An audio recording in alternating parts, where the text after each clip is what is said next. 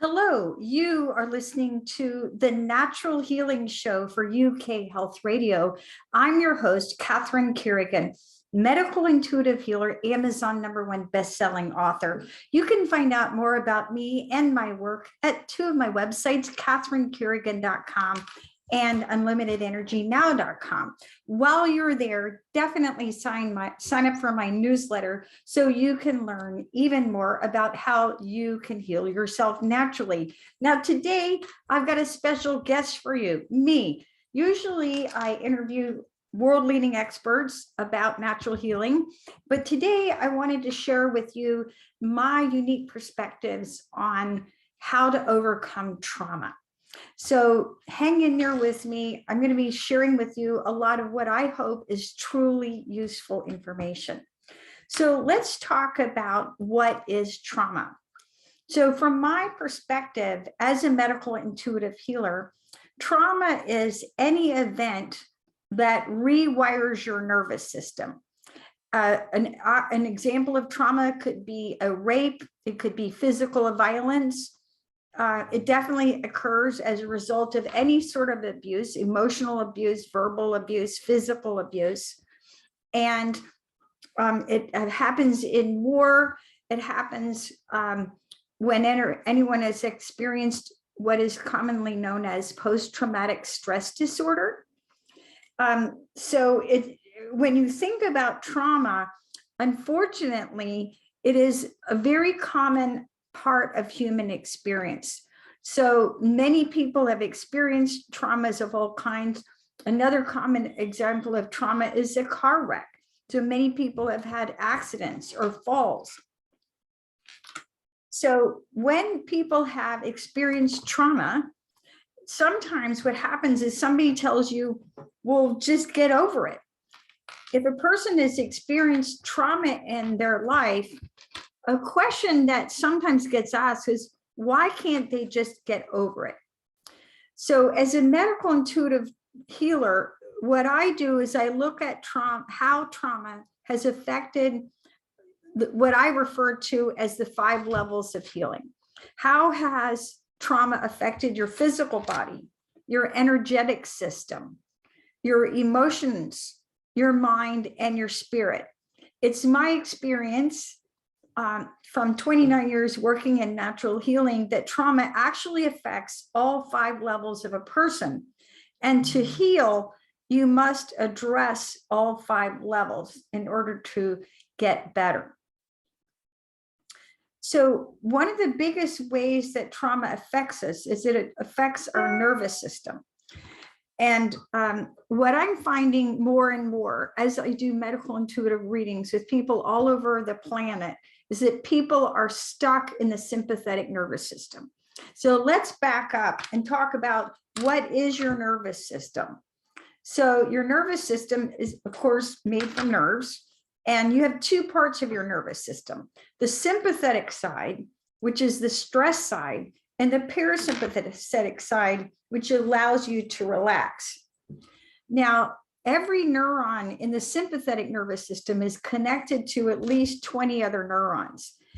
In the parasympathetic nervous system, it's only 1 in 5. You are programmed to survive, not necessarily to relax. So most of us have to make an effort to relax. So what I'm finding more and more often, which is part of why I wanted to do this show, was to talk about how so many people that I am interviewing and doing medical intuitive readings for and working with in my work with people all over the planet is so many people are stuck in the sympathetic nervous system. So even though they want to relax, they're physically unable to. And so what has happened is the combined effect of their life traumas and chronic stress has literally rewired them. So they're stuck in the sympathetic nervous system and they're stuck in sympathetic nervous system dominance. So how can you tell if you're stuck in the sympathetic nervous system? Maybe you want to relax, but you can't. Maybe you want to meditate, but you're not able to quiet your mind. maybe you want to overcome depression and anxiety, but no amount of medication that you take makes any difference. Maybe you feel suicidal. Just recently, the country music singer Naomi Judd passed away, and her daughters said that she fell victim to the disease of mental illness. And when I read about what happened to her earlier in her life, she had been the victim of domestic violence and also sexual abuse. So many people have experienced these events in our lives and are truly unable to overcome it. So the sympathetic nervous system dominance, this being stuck in the stress, it's like being stuck in the startle response, and having your nervous system cranked up to a level 10 pretty much all the time may be an indication that you've experienced trauma in your life, even if you don't consciously remember what happened. Now, another important question that we need to consider is, how does trauma affect your brain? Just like you're either right-handed or left-handed, you also have a dominant brain hemisphere. And I started my work in natural healing, learning all about how to heal the brain. And there's 54 possible brain profiles. So how I see the world may not be how you see the world. And when you understand brain profiles, it's really a miracle that any of us can communicate with each other or understand what other people are saying. So you have a dominant hand, you also have a dominant brain hemisphere. Now, the opposite side of the brain controls the opposite side of the body. So I'm right brain dominant. My right brain hemisphere controls the left eye, the left ear, the left hand, and the left footed. The left side of your brain, left brain, controls your right eye, your right ear, your right hand, and your right foot. Now, under stress, the best of us who have not integrated our brain, so when we're stressed, 75 to 85% of the non-dominant hemisphere shuts down. I remember years ago when I was doing a workshop on my very first book about how to heal depression naturally without drugs, there was somebody in the audience and I was explaining about the brain, and he was listening to me. He's like, oh, so it's like when I'm stressed, I'm working with half my brain. And I'm like, exactly. So how does trauma affect the brain? When a person has experienced trauma, it desynchronizes your brain hemispheres. So rather than the two sides of the brain working together, you're basically usually stuck in one side of your brain. Now, as I mentioned earlier, there's 54 possible brain profiles. So I'll use myself, for example. I'm right brain dominant, left eye dominant, left ear, right-handed, and left-footed. So even when I'm stressed, I can see, hear, and move, but I have trouble writing. So I would have trouble with writer's block when I was stressed. So what happens when a traumatized person has had trauma affect their brain under stress, they may have trouble seeing, hearing, talking, or moving. And when this happens, it becomes very difficult for them to function normally, to study in school, to access short-term or long-term memory, to complete daily tasks such as driving or working or shopping and remembering your shopping list. So ordinary daily life becomes more challenging because certain parts of your brain are literally shut down and affecting your ability to function and your brain's ability to function.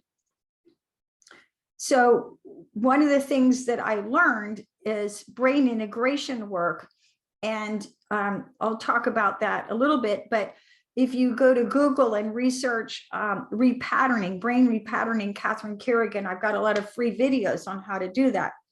So you have to understand that when you have experienced trauma in your life, it may be affecting your brain function and your ability to complete normal tasks. And you may not be stupid. You may just be so stressed that your brain doesn't work as well as it could. The good news is when you learn how to integrate the right and left hemispheres of your brain, you can then see, hear, talk, and move much more easily. So how does a trauma affect a person's energy field? And how does that make a person more sensitive to their environment? So first of all, it's a law of physics that anytime you have a vertical electrical current, and if you're standing up, you're vertical, there's a magnetic field perpendicular to that. So energy healers such as myself refer to your energy field or your aura. So what literally happens when a person has experienced trauma is that the active trauma tears holes in their energetic field. And a person such as myself can read the energy field, figure out where the holes are, and then do energy healing to patch the holes. So let me give you some examples of this from my decades of practice. I remember years ago, I worked with a client and she was a healer herself. And she had a terrible case of obsessive compulsive disorder. So hand washing. And she would show up at my office with little baggies of Kleenex, and she would hide them around my garden thinking maybe I wouldn't find them. Well, she had, for the previous 2 years, she had gone from one healer to another to try to get better. But in 2 years searching, working with different healers, she had had no relief. And when I worked with her, I found that she had what I actually saw as the largest hole in her energetic field that I'd ever seen in my life. It was basically as big as her back. And I patched the hole, and then she felt dramatically better. Another example, I can give you countless examples. I worked with a client who'd had a diving accident. And it had hurt her back, and she had actually participated in a 1-year trial at the National Institute of Health and done acupuncture and a number of other modalities. She had become a Pilates instructor. So despite the wonderful work that she was doing, she still had a lot of back pain. And she came to me, and I discovered that she still had a hole in her energetic field as a result of the diving accident. And I patched the field, and her pain went away, and she felt much better. Another example, sometimes people go through, and this is not trauma, but when we go to the airport and we go through those scanners, that can affect your energetic field. Probably the most heartbreaking example that I can share with you was years ago. I worked with a young man who'd been raped. Now, we all know that women get raped, but men get raped also. And I was only the second person in his life that he'd even discussed that he had been raped. And what happened to him was he had an after-school activity, and his mother was late to pick him up. So he was a teenager at the time of the rape. At the time he worked with me, he was technically an adult, because if he was still a child and I had found out about the rape, I would have been legally required to report it to the police. But at any rate, he had been jumped by 3 men, and that a trauma of being raped tore a hole in the back of his energetic field. And the reason he became my client was he was exercising so hard in the gym that he would pass out, and the school would have to call an ambulance. And no one could figure out why was he working out so hard. Well, he was working out so hard to try and protect himself. And I remember patching the hole in his field, and he came to see me the next day, and he said, I know that you helped me, but you have no idea how much you helped me. So there's all these different events, these traumas, and they literally tear a hole in the energetic field. Now, when you have a hole in your energetic field, you become much more sensitive to your environment. So what do I mean by sensitive? It means that you may be reacting to EMFs. So what are EMFs? Radiation, electromagnetic frequencies from cell phones, computers, and all kinds of things. And when you have holes in your energetic field, it's like you don't have an energetic skin. So you're much, much more sensitive to energies and people around you. And these are people who may have been diagnosed with sensory processing integration disorder. So they're so sensitive to sounds, lights, etc., because they don't have a whole intact aura. So trauma may have the net effect of making a person a highly sensitive person, an HSP. And in order to heal, a person who's experienced trauma needs to work with a highly trained energy healer like myself, who can find the holes, patch the holes, and help them rebuild their energetic field. Now, hang in there with me as I explain to you more about how to heal from trauma. And we're going to take a break and listen to a message from one of our sponsors, and I'll be right back with you.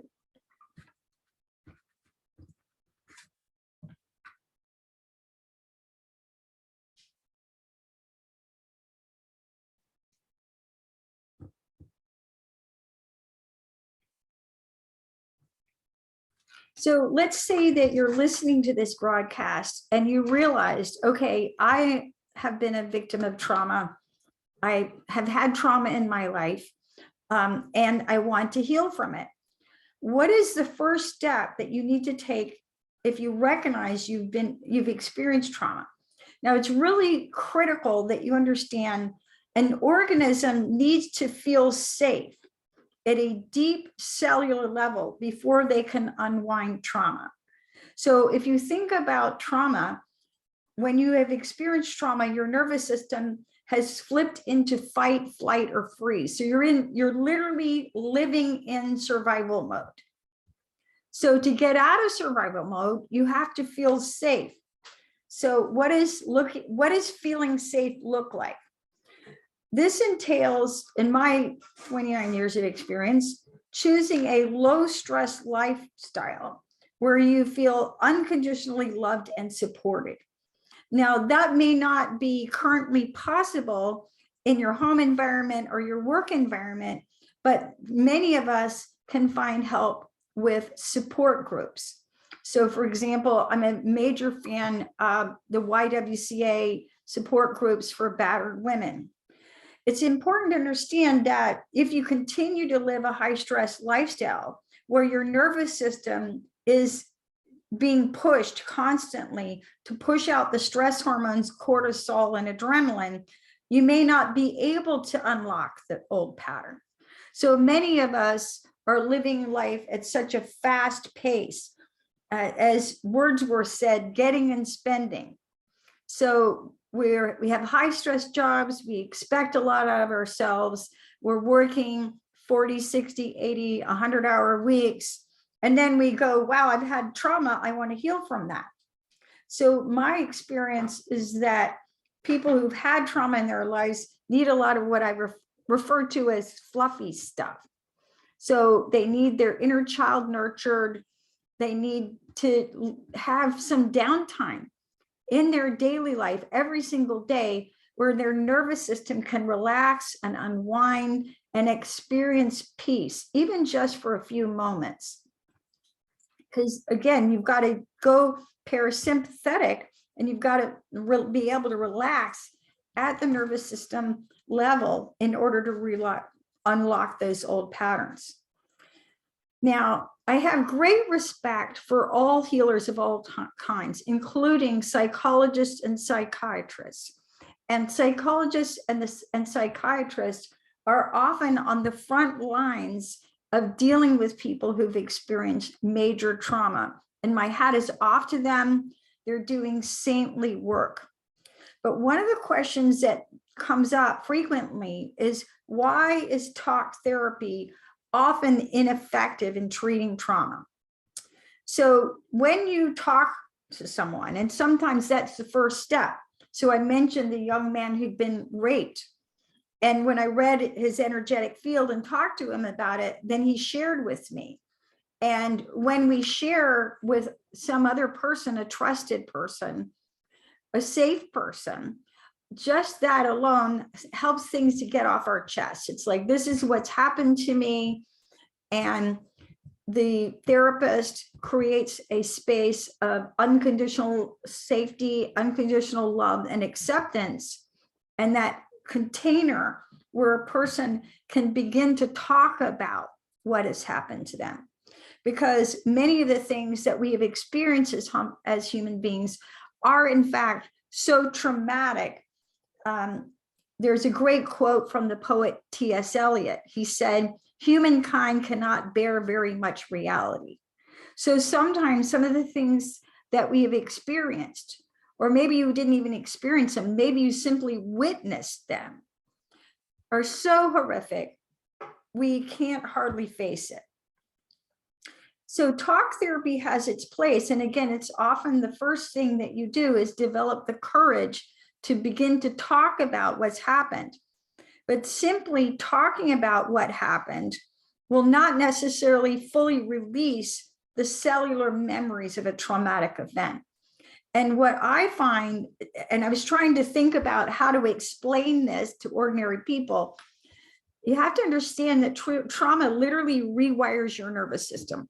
Trauma rewires your brain, it rewires your nervous system, and it rewires your energetic field.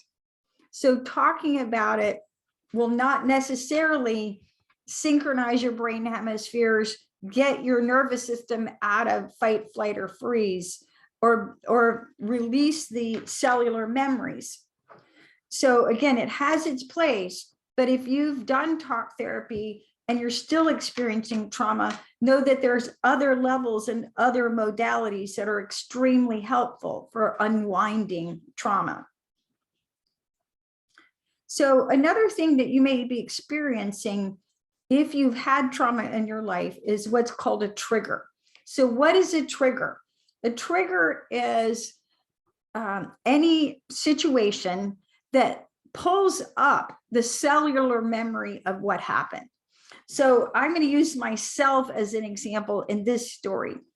So I remember years ago, I was studying healing, and I was in Canada. I was studying with my mentor in healing, and we were studying many, many different modalities. I've studied natural healing for decades. I've studied so many modalities I couldn't even tell you. And I remember we wanted to do a healing referred to as a postural stress release. So what is a postural stress release? A postural stress release is a healing technique where you put the body in the position that you were in when a stressful event occurred. And so, for example, I'll never forget doing a postural stress release on a gentleman who'd been in a car wreck. And so whenever his body went into that position that he was in when he was in the car wreck, it pulled up the cellular memory of the anxiety, of the panic, of the thoughts, I'm going to die. So just realize that one of the triggers can be simply having your body in the position, the physical position you were in when the traumatic event occurred. So back to my story. So when I study healing, we don't just study about it, we practice on each other. And I remember my mentor asked for someone, she said, I want to do a healing on sitting in a chair. Well, throughout my lifetime, I've been hyperactive.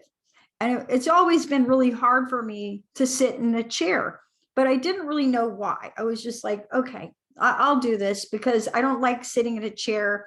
If I ever went to a workshop, I would do the yoga pose, legs against the wall pose, or I'd sit on the floor. I would do anything to avoid sitting in a chair. So at any rate, she started this healing, and all of a sudden, it literally pulled up the cellular memory and triggered the re-experiencing of a trauma. And what happened to me was, when I was a teenager, I was a very good science student, and the city that I grew up in, Savannah, they had a special program for the top science students in the school, in the city. So all this top science students in this city, once a week, we would meet at the Science Museum and we would learn about science. Seems like it makes sense. Well, I remember one week I went and I was sitting in the front row, and I believe the subject, they were talking about nuclear power. And I was 16 years old at the time. And I remember when I stood up, I realized that I had just gotten my period, and there was blood all over the chair, as happens when you're a 16-year-old girl and suddenly you realize you're having your period. So I was completely embarrassed. I didn't know what to do. There were boys all around. I was just super, super embarrassed. And I remember going home and telling my parents, I don't want to go back. I don't want to go back to that science program. And my parents got really angry at me, and my father ended up beating me and kicking me until I urinated all over myself, and my mother watched. So that was a traumatic event. So going back to the postural stress release, so in the middle of the healing, at a cellular level, I re-experienced the panic. I re-experienced the terror. And that was probably the most traumatic healing that I've ever experienced. But going back to triggers, when you're wanting to heal from trauma, it's really critical that you identify the triggers. I mentioned one possible trigger, which is the posture that you were in when you experienced the traumatic event. Another example of a trigger could be a certain smell, like maybe you were wearing a certain perfume when you were raped, or there were certain colors, shapes of buildings. There's a lot of really interesting triggers that you may not even consider. I remember one of my clients, her son was hit by a drunk driver, and every time she drove past the scene of the accident, and this is even years later, she would have just terrible panic, terrible grief, terrible anger. All these emotions come up. So when you're wanting to heal from trauma, what you have to do is identify the triggers. And that's part of what I do as a medical intuitive, is look at what are the triggers and then do a separate healing so that you can smell the smell, or drive down the road, or sit in a chair and not re-experience the trauma. So sounds are another big trauma. Maybe you were listening to a certain kind of music, or there was any kind of environmental sounds that pull up the cellular memory of you being there. So it's really critical that you identify those and heal them. And with that, we're going to take another break from a commercial sponsor. Hang in there with me, and I'll be right back as we talk about how to heal from trauma.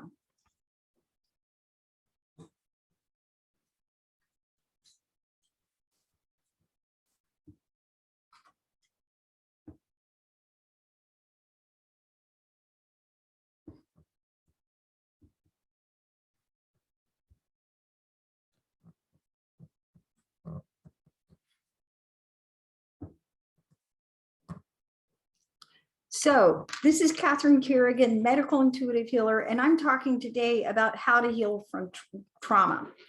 Now, we talked about how often the first step in healing is you tell somebody, this happened to me, and the other person creates that safe space. One of the modalities that I find incredibly effective for helping people overcome trauma is breath work. So why is breath work so helpful for overcoming trauma? Now, if you follow me and my books, at this date, I've published 10 books. And one of my 10 books is called The Little Book of Breath Work. Now, let's back up to an understanding again of who you are. So you are a soul having a human experience, and it's helpful to remember that whatever events happen in your life, on some level, your soul chose to experience that. And even if you don't understand, like, why did I have to go through that trauma? Your soul chose that. Now, your soul controls your mind. Your mind, which is your thoughts, beliefs, and beliefs, control your emotions. Your emotions control your energy system, and your energetic system includes your breath, your chakra system, and your acupuncture system. And your energetic body controls what's happening at the physical level. So, as I mentioned, trauma rewires your whole being. And when we do breath work, what's great about breath work is that it moves energy. So there's many different modalities of breath work. In my book, The Little Book of Breath Work, I teach an 8-minute routine that I call 8 minutes to inner peace. And when you do these 8 breathing exercises in sequence, what I find from years of experience is that it can usually cut a person's anxiety in half in about 8 minutes. So breath work is very powerful for releasing trauma because you bypass the mind. So many times what keeps us stuck is our beliefs. Like, you may even have a belief, I can never get over this. This thing that has happened to me was so horrible, I'll never get over it.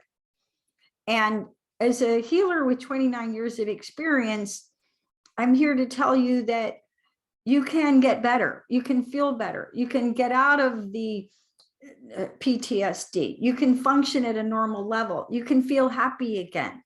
If you're still alive, there's a sole reason that you're here with us.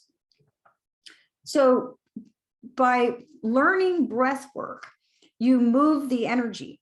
And sometimes we don't even know what's there. Sometimes we don't even know what happened to us. Sometimes we don't even know where the energy is stuck.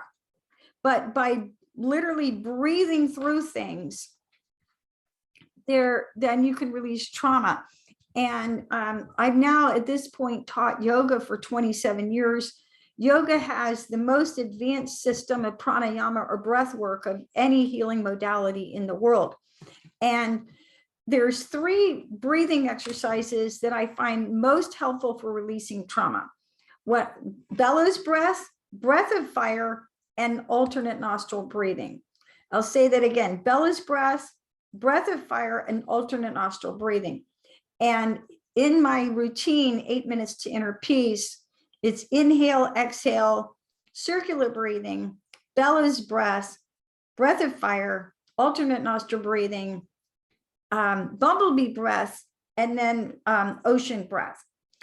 So bellows breath and breath of fire, they move energy through your solar plexus, through your 3rd chakra. And 3rd chakra is the center of our psychic feeling. So when we have experienced trauma, this area becomes very disrupted.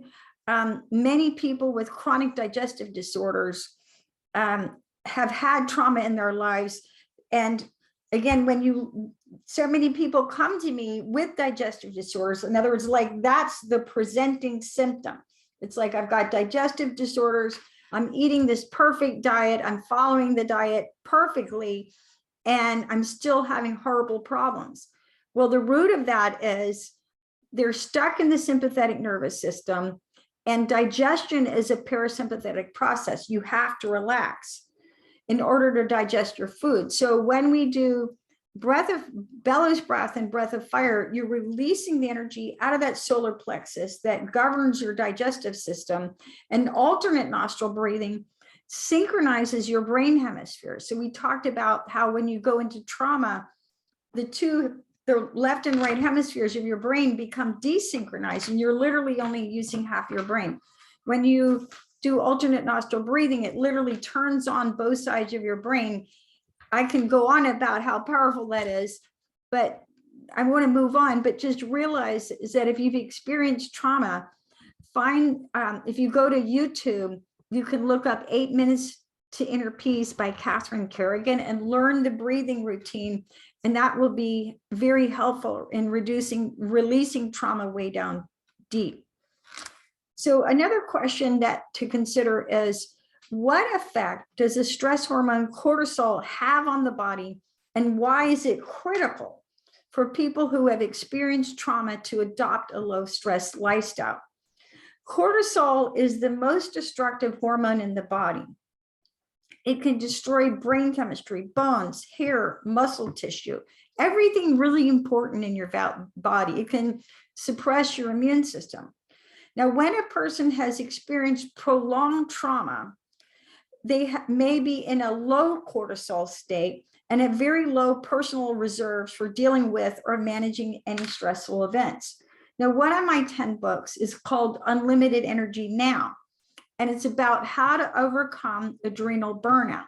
So many people are just completely burned out. And when you've had prolonged trauma, you may find yourself in a very energetically depleted state. You're here, you survived, and you're exhausted. So I find that many people with chronic fatigue syndrome and also fibromyalgia have experienced trauma, and part of their healing to restore their energy and get better includes releasing the traumatic events that imbalance their nervous system to begin with. So if you find yourself in a state of chronic exhaustion, one of the questions that you want to ask yourself is, have I experienced trauma in my life? And if the answer is yes, you want to find someone who you trust and who you feel very, very safe with, and do the inner work to release the trauma way down deep.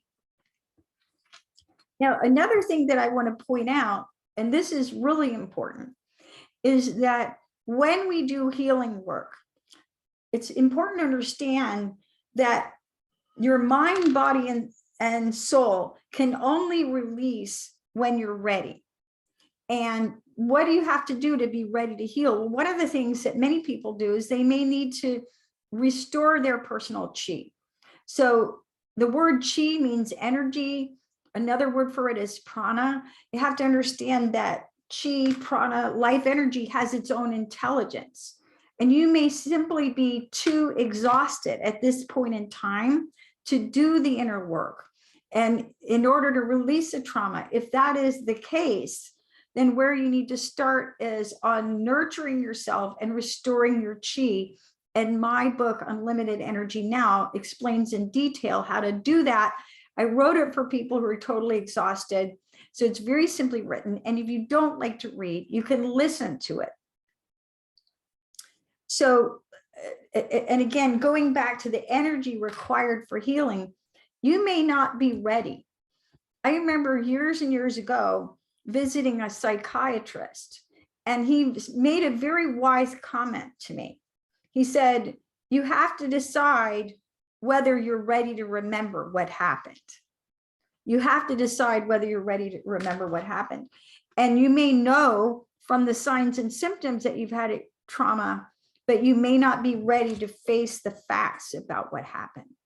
And you may need to build up your energetic reserves. And I'll just share this story with my audience. I had probably done maybe 20 years of personal healing work before I was ready to remember a specific traumatic event. So what I was experiencing was that every Christmas Day would roll around, and I would explain to people, you could take all the stressful days of the year for me, every single stressful day, and put them all together, and that would be my Christmas Day. And the sun could be shining, everybody be really nice, people give me a nice present, and about noon, I would think I was going to die. Well, after decades of deep inner work, one day I remembered. And when I was a baby, I was about 9 months old, and I had a visual recollection of my father beating my mother with a belt and a belt buckle and her covering me with her body so I didn't get hit. So I just shared that story with you because even me, I'm a professional healer. I've had a lot of healing work done. I've really been very blessed to receive the natural healing that I have. And it took me literally decades of building myself up before I could actually look at and remember what happened. So just please know that you don't have to remember all the grisly details in order to heal or in order to feel better. And you may simply not be ready. Your energy may not be ready for, the facts about what happened. So be gentle with yourself and focus on building your personal reserves and being kind to yourself and being compassionate to yourself and celebrating the fact that you're still here. Now, why is forgiveness for ourselves and others critical for all healing? So, as I mentioned, you are a soul. Not that I know anything. I'm probably all wrong about a lot of what I'm saying, but this is based on my 29 years of experience in natural healing. You are a soul having a physical experience in this human body in this lifetime. And again, you have to understand that at soul level, you chose everything that happened to you. And often healing happens in layers, and you may not immediately understand the why. You may not understand the meaning behind your suffering. Sometimes it's simply to give you compassion. I know for myself, I've had so many personal challenges to heal that I remember at one point saying to God, I promise I will look it up in a book. I don't need to have every disease known to man in order to be a good healer. So forgiveness is often the simplest and most powerful healing tool at our disposal. You can Google Ho'oponopono, which is a forgiveness mantra. The most important person to forgive is actually yourself. And once you forgive yourself, then you can forgive others. So for example, the young man who'd been raped, he needed to forgive himself for being in that situation, for going through what he did. And then he could forgive his mother for not showing up at the appointed time so that he was vulnerable. At a soul level, we choose everything that happens in our lives, and there's always a deeper meaning behind any trauma, even if you don't immediately understand. And as my favorite spiritual author, Dr. David Hawkins, talks about, there's so many experiences that are part of humanity that you almost have to look at trauma as an almost, this is terrible to say, as a normal event. If you look at human history, I believe that humankind has been at war over 90% of the time. So we may not want war, we may want peace, and we can create inner peace, but the trauma of war is definitely a very much historical part of our experience. So why are so many people who've experienced trauma completely exhausted? Well, when we live our lives in this chronic state of sympathetic dominance, when our nervous system is constantly wired up and on alert and in survival mode, over time, that's completely exhausting. And again, if you find yourself with chronic fatigue syndrome, then you want to really work on building your energy. How do you build your energy? The simplest, fastest, cheapest way is to rest, to get enough sleep and to get enough rest. So what has to happen before a person is ready to heal their trauma? Often we recognize that we have experienced trauma, but we may not be ready to heal. And a good question to ask yourself if you've experienced trauma is, what do I need in order to heal? What do I need in order to be ready to heal? Maybe you need someone to trust. Maybe you need to have time to heal. Maybe you need to get more rest. So by building your inner reserves before you tackle core wounds, you can develop that strength in order to do the work as necessary.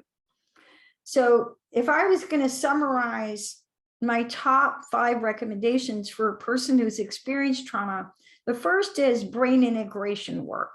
And you can Google brain repatterning, Catherine Carrigan. I've written articles about it. I've done videos that'll explain how to synchronize the left and right hemisphere. When you turn on both sides of the brain, then you can function, which is really important.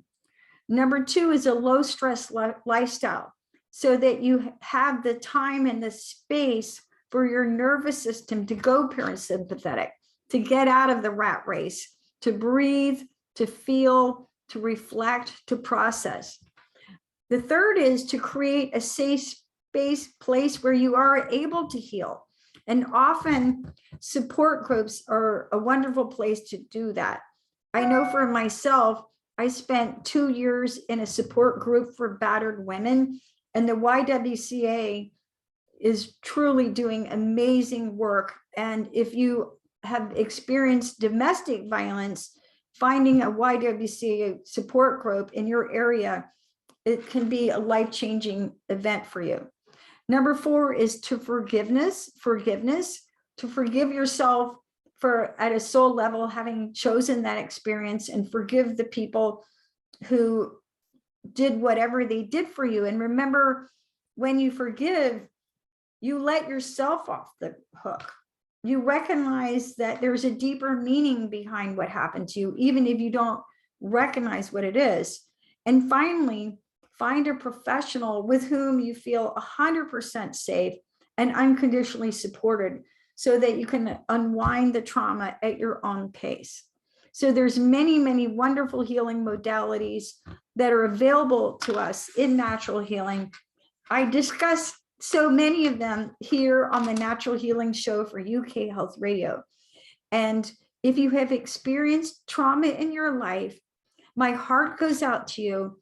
I'm hoping that what I have said to you today is helpful to you, is uplifting to you. And it's important to recognize that you can heal from trauma. My name is Catherine Carrigan, medical intuitive healer, Amazon #1 bestselling author. You can find out more about me and my work at catherinecarrigan.com and unlimitedenergynow.com. While you're there, definitely sign up for my newsletter so you can learn even more about how you can heal yourself naturally. Thanks so much for listening, and we'll see you next time.